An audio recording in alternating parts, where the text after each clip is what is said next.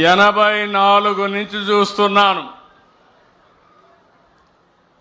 ఆ రోజు ఎక్కడో రాజీవ్ గాంధీని హత్య చేస్తే మాచర్లలో ఉండే రౌడీలు ముఠా నాయకులు ఇక్కడ ప్రజల ఆస్తుల్ని విధ్వంసం చేశారు. అవునా కాదా అని మిమ్మల్ని అడుగుతున్నా.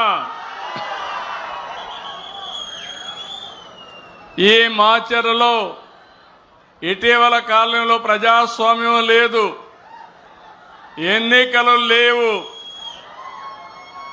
వీళ్ళు ఎట్ట తయారంటే చరిత్రలో కొంతమంది డిక్టేటర్లు ఉంటారు.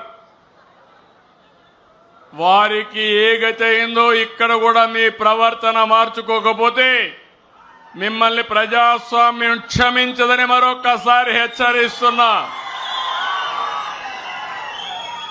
ఇన్ని సంవత్సరాల అనుభవం ఉండే నేను ఆత్మకూరులో బాధితులు తీసుకురావాలంటే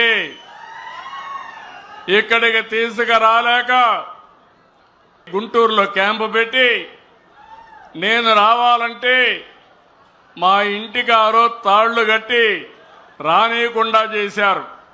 ఆ రోజే చెప్పా, నా ఇంటికి తాళ్లు కట్టారు కానీ మీ మెడకు ఉరి తాళ్లు వేసుకున్నారు, జాగ్రత్తగా ఉండమని అప్పుడే చెప్పాను.